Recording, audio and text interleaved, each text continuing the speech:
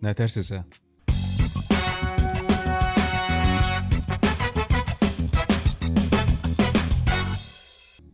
Axşamınız xeyir əziz izləyicilər. Bugün iki tərəf podkastında Menendez qardaşların bölümünə baxırsınız. Deməli, biz keçən bölümdə sizə söz vermişdik ki, biz Menendez qardaşları haqqında, yəni baxacağıq ona və onun haqqında bir podkast çəkəcəyik ayrıca. Yəni çünki Monster serisini biz ümumi eləmədik. Və yaxşı ki də ayrı eləmişik. Çünki mənim favorim Menendez qardaşlar oldu. İndi Şəhriyarla o barədə müzakirələr edəcəyik və sizə xoş izləmələr götdük. Deməli, Menendez qardaşlar bu real olmuş bir hadisədir. Təbii ki, mən çox etkiləndim. Mən də çox etkiləndim. Mənim də Monster serisdə ən bəyəndiyim şey Menendez qardaşlar oldu. Amma ən az diqqətimi çəkən də o idi, yəni. Menendez qardaşlar da, yəni ailəsini öldürmüş, anasını, atasını öldürmüş iki adam. Çünki bu tip xəbərləri çox eşitmişəm. Görməyə çox da şey eləmədi də. Həqiqətən də mən də çox belə sıxırdı, baxmaq istəmirdim. Deyirdim mən, ay da buna niyə baxım dedim. Niyə baxım da, yəni. Tam səni hardan tutdu? Tam olaraq, yəni başladın ha, nə vaxt tutdu səni? Nə vaxt tutdu? Belə deyim. Birinci Menendez qardaşlar TikTokda populyar olmuş. İkilidir və insanlar 2023-dən bu yana ancaq TikTokda ancaq bunları paylaşırlar. Nəysə, daha sonra Monster serisində bunları çəkdilər. Ed Gein ilə Dahmer arasındakı fərqi nədir? Menendez qardaşlarda Nəyin fərqi? Ed Gein ilə Dahmer arasındakı fərqi nədir? Dahmer çox yorucu idi. Yəni ay Allah bitsin, qutarsın deyirdim də. Qutar da deyirdim. Çox uzun idi Ed Geinə nisbətən. Və o istədiyimiz o seri qatil hissiyatını aktyor verə bilirdi, atmosfer verə bilmirdi. Və çox dəxlisiz, məsəl 5 bölümə qədər ancaq Dahmerin uşaqlıq travmaları, atası ilə anası dalaşır, bir yerdən sonra sıxır.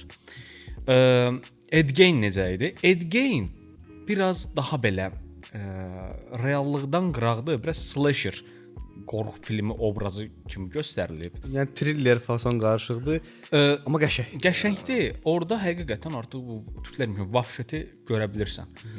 Amma rahatsız edicidir. Yəni çox rahatsız edici və hər an tetikdə qalırsan ki, nəsə olacaq filan. Menendezlərdə söhbət necə idi? Menendezlər temponu doğru tutub. Həyəcan hissəsində doğru tutub. Travmatik səhnələrdəki o dramanı da doğru tutub. Hər anlamı ilə aktyorlar ən çoxdakı Javier Bardem həyat super. Adam yaşayır rolu. Yəni adam oynamır qardaş. Adam yaşayır rolu. Ay sağ ol. Adama nifrət edirsən yəni. Adamın gözlərində var o. Yəni bax məsəl üçün mənim ilk onun aktyorluğuna etkiləndiyim səhnə o şey deyil idi məsələn. Boşqabı çırpmağı deyil idi məsələn. Yəni normal aktyor kimi, yəni qəşəng oynadı. Onun aktyorluğunu 3 yerdə mən şey elədim. Yox, 4 yerdə. 1. Lyle-la qəbirstanlığı gedib göstərəndə 1. 2. Arvadı soruşanda ki, sənin bizim uşaqlarla aranda, biz oğlanlarla cinsi psixoloqa Yox, arvadı özü evdə gəlir soruşur, deyir pis başa şey geyinib, jaket geyinib oturub nəsə kitabdan falan. No. Oyda. Yəni orada dəhşət bir şeydir. Bir sonra həmin axşam anasına zəng edir. Ki mən niyə belə eləmisən? Yəni əslində orada başa düşür, amma bu insan düzəlmir. Yəni artıq o səhv eləyib 7 yaşından sən öz övladlarına cinsi istismar eləyirsən. Yəni bu ağla sığmaz dərəcədə eləyirsən və buna da şey uydurur əslində. Buna uydurduğu şey nədir? Adamda bunu eləməyə meylliliyi var, amma bəhanə yaradır. Bəhanəsi nədir? Spartalılar da belə eləyirdi ki, kişi bərk olsun.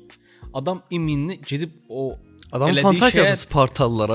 Yəni o səyahət eləyəndə oteldə gedir bir dənə oğlan çağırır orada. New Yorkda. Orada bir də 4-cü şeydə o idi bu arada aktyorluğu.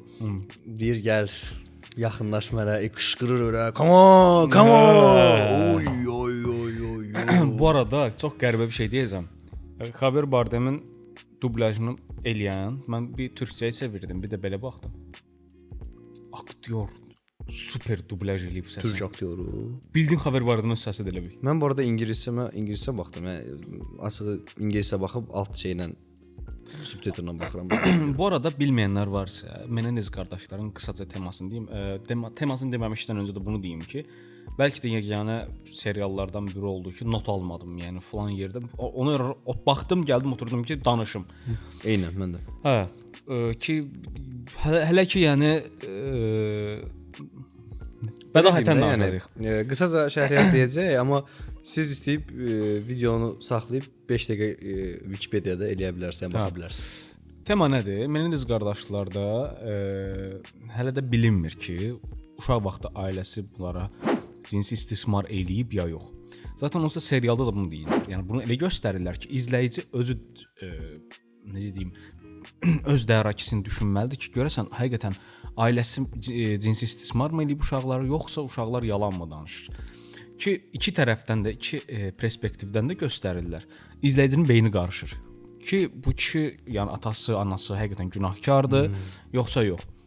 Və uşaq yaşından atası övladları ilə, oğul övladları ilə cinsi münasibət yaşayır, bəzən təcavüz eləyir və kənar şəxslərə də çox yaxşı, belə pozitiv ailə imiş kimi göstərir özün. Ailə üzvü imiş kimi göstərir, ailə başçısı kimi.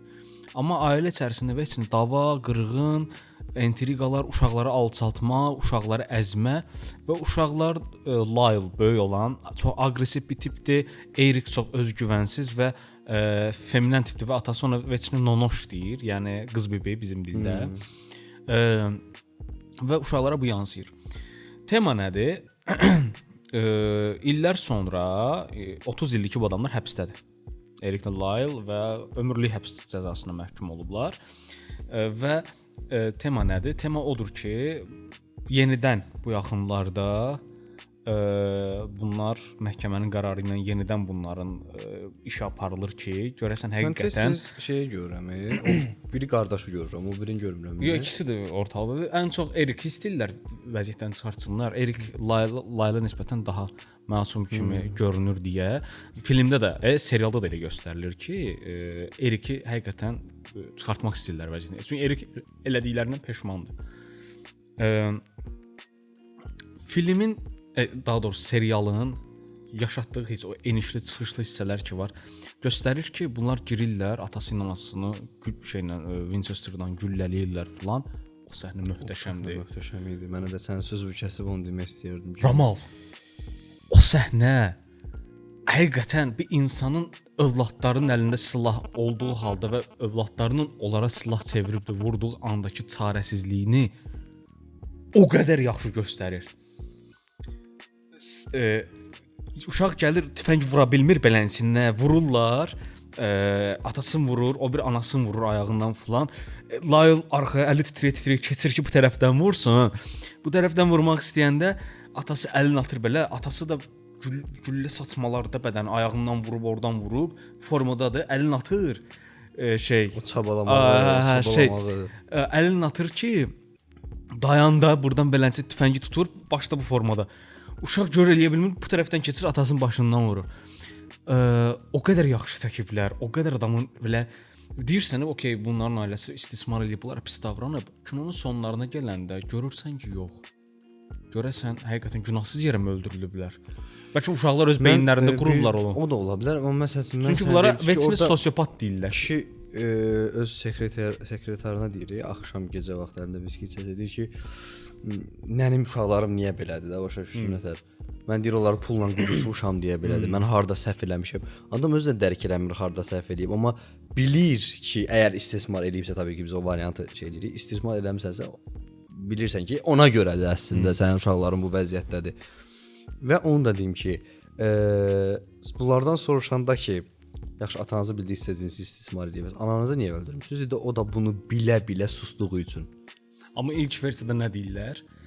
İlk versiyada deyirlər ki, atamız ölsəydi, anamız onsuz da yaşaya bilməzdi, atamıza çox bağlı idi. hər dəfəsində yalan deyirlər deyə əslində özlərini Daha da batırırlar çəkirlər aşağı. Aysa. Aşağı çəkirlər. Daha sonra insanlar bunlara artıq inanmır.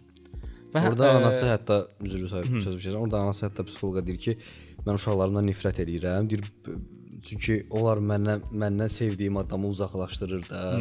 Yəni bunların atası da çox doğuşdan milyoner olmayıb. Yəni qab yuva, yəni əziyyət çəkə-çəkə sonra həm yoldaşını tanıyıb və bir-birlərini dəli kimi seviblər. Hə orada yoldaşı da deyir ki, mən tapıram ibadət eləyirdi mənə. Sən mənə ibadət eləyirdin, amma indi bu gedib başqa qadınlarla gəzirsən.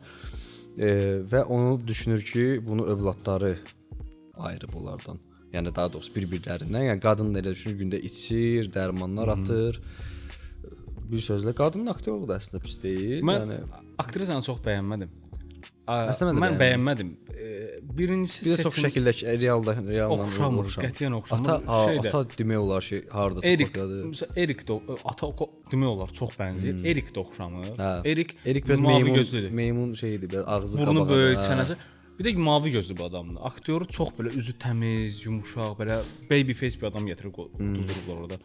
İlk məhkəmə hissəsindən realda baxanda, realda göstərir ki, adamlar həqiqətən psixopat kimi baxırlar da. Belə baxışları falan var. Amma filmə baxırsa, serialda deyir ki, girmisiniz içəri onların avukat yadımdan çıxdı Azərbaycanda nə demək? Vəkil deyir ki, siz orada özünüzü niyə elə aparırsınız, psixopat kimi baxırsınız falan. Necə baxırlar ki, yəni serialda elə baxmırlar, normal belə baxırlar. Nəyə görə baxırlar? Aktyor seçimində əgər həqiqətən Eriki baby face seçməsəydilər, Erikin üz quruluşuna, tipajına uyğun bir adam seçsəydilər, misal, çox yaxşı göstərərdi, hiss elətdirərdi onu. Şeydə də misal var. Misal serialla real həyatda əsasən onların məhkəmədəki o kadrları ki var. Erik çox belə özündən razı. Həqiqətən psixopat kimi aparır da. Sosiopat kimi daha doğrusu. Sosiopat. Hətta o şeylə də flörtləşir, yəni vəkili ilə flört eləyir, sağdakı vəkillə flört eləyir, danışır. Amma filmdə üstəlik adam geydir. Çox özgüvənsizdir, bu formada oturub falan sındırılıb həmişə elə göstərilir. Təbii ki, dəyişikliklər var. Bu arada qızı var real həyatda. Hə, Erikin qızı var, amma ögey qızıdır da. Elə bil həbsdə olanda evlənir. Evləndiyi qadının övladı var, Eriki. Hətta həmin o qız böyür, bunların davasını araşdırır hal-hazırda. Üstünə düşür. Çox qəşəng. Hə, bu üstünə düşür ki, ögey atam olmasına baxmayaraq həqiqətən onu çox sevirəm falan. Davanın üstünə düşür. Və nə oldu? Serialın sonunda göstərdilər ki, iki qardaş günahkar çıxdı. İki qardaş valideynləri yatdığı yerdə səndəmə gedib öldürüblərmiş. Elə göstərildi. Bilmirəm indi iki qardaş realda elədir. Realda yəni məhkəmədə bu qərar verilir və realda da. Hə, həbs cəzası da buna görə verilir. Amma nə oldu? Deyildi ki, atası günahsızdır, anası günahsızdır. Bu yaxınlarda 2025-də serial çəkiləndən sonra 80-ci illərdə dansçı olan bir adam, rəqqas bir adam çıxdı dedi ki, Jose Menendez mənə təcavüz edib, yəni atası, uşaqların atası. Mənə içkimə ilaç qatdı, huşumu apardı və mənə dəfələrcə təcavüz elədi. Bu rəqqas da adı kişidir bu arada. Bu temadan sonra yenidən gündəmə gəldi söhbət və yenidən gündəmə gəldi. Sən də yalan deyə bilər yəni. Bilmirəm, yalan deyər, düz deyər. Yenidən kimi susmusan deyən adama deyirlər. Bəlkə də utanıb. Yəni bu insanlar belə şey rahat deyə bilmirlər də. Yəni misal sənə təcavüz olsaydı rahat-rahat deyə bilməzsən ki, mənə təcavüz elədi falan kəs.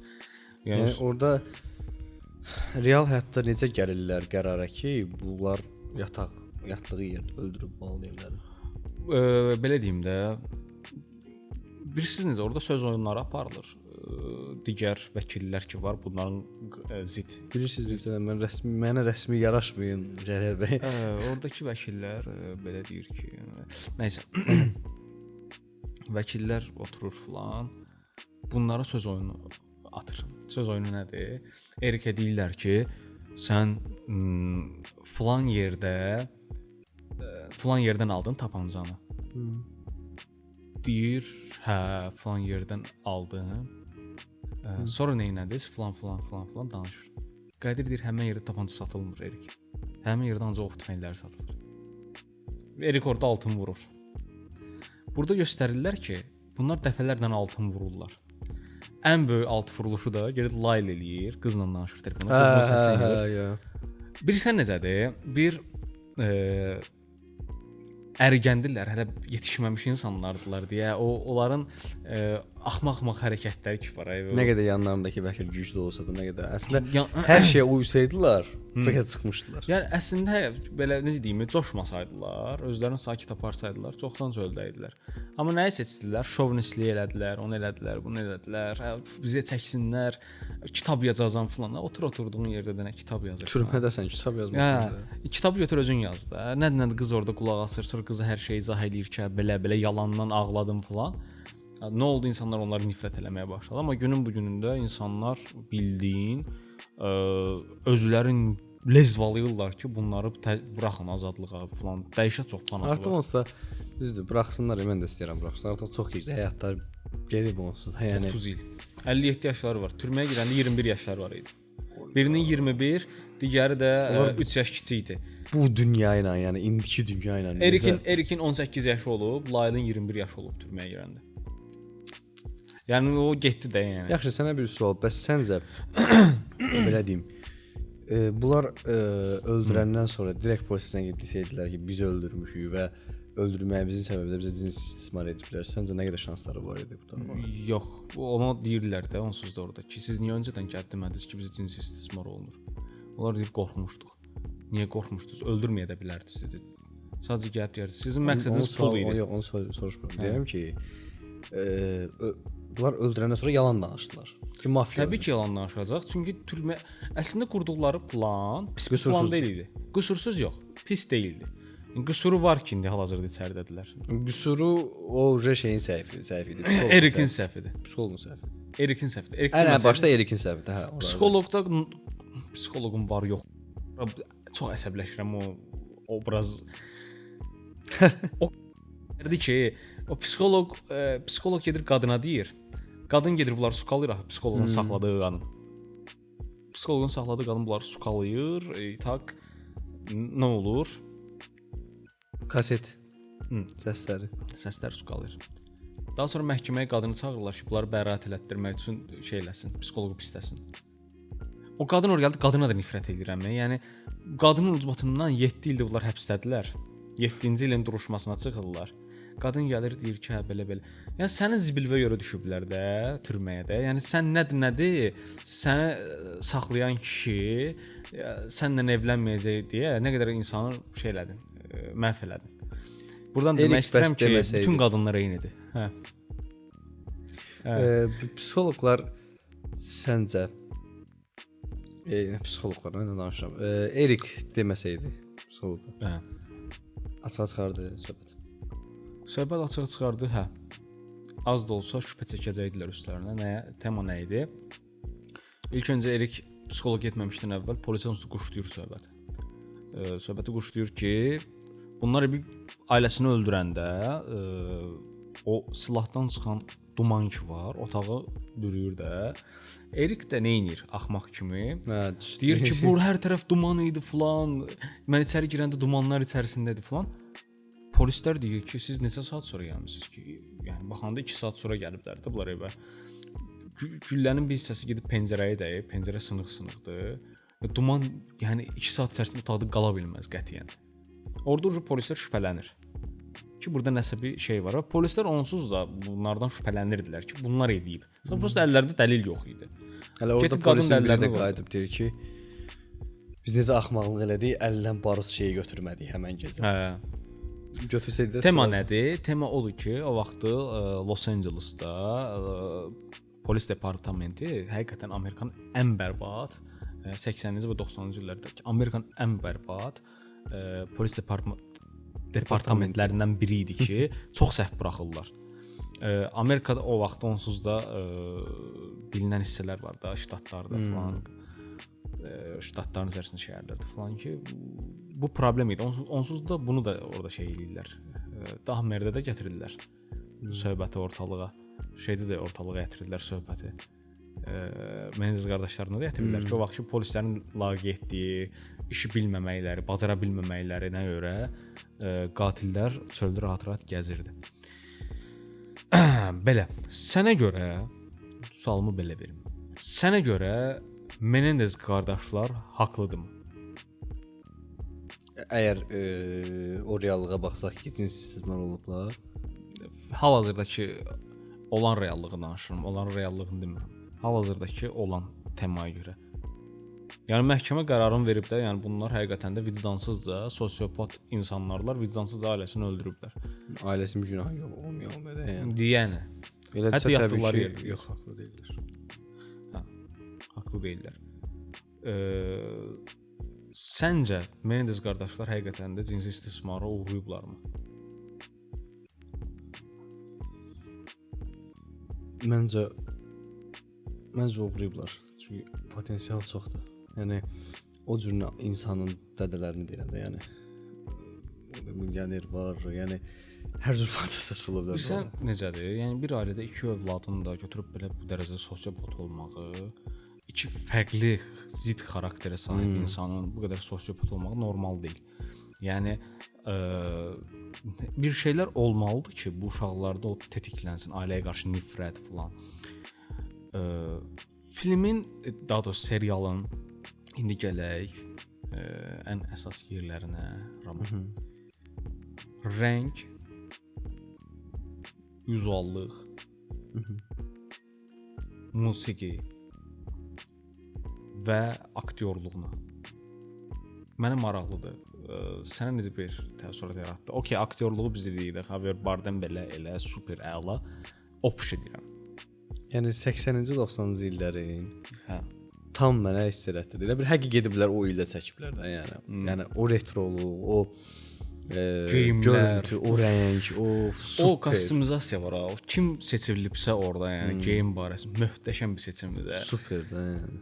Deyirəm ki, bayıldım da, yəni. Oradakı paltarlar, oradakı geyimlər, məkanlar möhtəşəmdir amma. Maşınlar möhtəşəmdir. Detalına kimi işləyiblər. Rəngləndirməsi məni harda çəkdir rəngləndirmə söhbəti. Bunları polis maşınına mindirdilər, aparırlar. Polis maşının arxasında otururdular. Yadımda da sözünü bilmirəm. İşıqlandırma o qədər qəşəng qurulub orada. Yəni bir sənə bir çox superdir. Deyirsən ki, gedim mən oturum o maşının arxasında bütün günü gəzim də, yəni superdir. Musiqilərə gəlsək, bu aralar, yəni Menendezlərə baxandan sonra mən ilk öncə TikTokda editlərində görürdüm bu musiqini. Crows Dead House-un musiqisi o qədər zordur ki, yəni hər gün ona qulaq asıram və Ramala gedirəm, Ramalla görüşə, mahnını qoyuram, gedirəm görüşə, Ramal göstərir, buna qulaq asıram falan. Çox qəşəngdir. Qulaq asın bu arada. Musiqilər superdir. Bir də o məşhur 25 dəqiqəlik bölümdən danışaq. 25? Bir kadra çəkilən bölüm. 25 dəqiqə deyil, 36 dəqiqədir o bölüm. 36 dəqiqə, hə, 25 çox saçdım, üzr istəyirəm. O nə idi kişi? O indi yadıma düşdü. O nə idi kişi? Dəhşət. Kamera qoyulur, elə bil burdakı kimi. Erikdən müsahibə alırlar da. Müsahibə, hə. Müsahibə sorğu keçirdilər və 36 dəqiqə içində kamera yavaş-yavaş yaxınlaşır Erikə. Yəni bir ən başda uzaqdan görürsüz, ən axırda fikir verirsiniz ki, düz gəlib kamera bura. Hiss eləmirsən bu arada. Hiss eləmirsən. Amma şeydə yoxlayanda o oxla gətiririk, baxırıq hansı karədəyik də. Ora belə görürsüz ki, o kamera belə yaxınlaşır. Onu hesablamaq, onu nizamlamaq, aktyorun qətiyyən kameraya baxmaması və aktyorun kameranın qarşısında həqiqətən o hissləri hiss edərək ağlaması. Brat danışır, sanki həqiqətən bu adam bunu yaşayır. Yəni belə durub özü. Hə, duruşu da belədir. Həqiqətən də adam hiss eləyir yaşadığı şeyləri. Danışır. Adamın burnunun fırtdığı da axıra ağlayanda belə. Brat, məni ən çox çəkən zaten şey idi. Erikin həmən o sorğu səhnəsi idi. Dedim buna baxmalıyam. TikTokda çıxdı qabağıma. Dedim Ramal, buna baxmalıyıq. Baxmalıyam deyirəm. Məsələn, baxmalıyıq. Yəni qaçarı yoxdur. 36 dəqiqə kişi. Yəni Allah bilər neçə dəfə təzədən çəkilib biləmənsə, neçə dəfə təzədən Bəlkə bir kadra çəkilib, bilmək olmaz. Bilmirəm Brad. Aktyor yaxşı aktyordur bu arada. Erik Lyle'a nisbətən Eriki daha çox bəyənirəm aktyorluğun. Hissləri ilə Mən Lyle daha çox. Lyle o da yaxşı aktyordur. Lyle necə deyim, aqressiyanı çox yaxşı Bir dənə göstərir. yeri var. Anası gəlir. Biraz çırpır gedir. Hər şey paltar sonra deyir, sırfa deyir ki, mənə gedişdə dediyim maaş, mənim paltar yanında deyir, şalvarımın cibindəki deyir, çikli şalvarımın cibindəki pul qədərdir. Yəni tema nədir? Lyle aqressiyanı çox yaxşı oynayır. Hə. Lyle Erik sakit təbiədir. Lyle çox aqressivdir. Belə partlasın, çox anı yaşayan bir insandır. Ora gedim, bura gedim, bunu eləyim, onu eləyim. Və səhnəsində də misal Erik biraz peşmandır çölə çıxanda tüfəngindən. Lyle qaça-qaça gəlir, deyir ki, gülləm çatma da, anamız hələ də sağdır da. Gülləni doldurur, qaçır gedir içəriyə. Erik də qalır beləncə nə yaşayıram, nə mən. Bəs o Erikin türmədəki negerdən orada bilinir ki, Erik yəni eşitsinsə homoseksual. Mən bilmirəm, yəni Erik real həyatda homoseksualdır. Netflixdə yayımlayırlar deyə çox belə dərinlənirlər homoseksuallığın. Yalan deyir. Dərinlənmirlər məncə. Yox, belə deyim də, misal bir səhnədə deyirlər ki, Erik nə bilim, türmədə insanlarla cinsi münasibətə girir. Sonra bilirsiniz necədir? Bu Monster serisdə elə bir şey var ki, izləyici həmişə şübhə içərisindədir. Reallığı itirirsən. Yəni onu da çox yaxşı bacarırlar. Dahmerdə də real. Dahmer biraz şey kimi deyir. Dokumentaldır. Amma Ed Gein'də reallığı itirirsən ki, reallıq nədir də? Yəni doğru olan nədir? Doğru olan bunun doğru olanıdır, insanların doğru olanıdır, yoxsa öz doğru olanımızdır. Burada da həmçinin. Yəni burada da 4-5 yerə bölünür. Doğruluq da öz içərisində doğruluq axtarır. Mən açığı çox istəyərdim. Çox dolu danışım, amma vaxtımız çox qısıtlıdır. Təbii ki də indiki dövrdə insanlar short video izləməkdən artıq beyni sulanıb. Məcburuq ki, videonu qısa kəsək. Yəni mən mütləq əgər Menendez qardaşlara baxmırsınızsa, gedin mütləq ona baxın. Yəni ideal, çox idealdır. Hətta mən bunu deyərdim ki, birinci şeyə baxsınlar, Ed Gein'ə baxsınlar, niyə? Fərqi hiss edə bilsinlər deyə. Ed Gein'ə baxsınlar, Menendez qardaşlara baxsınlar.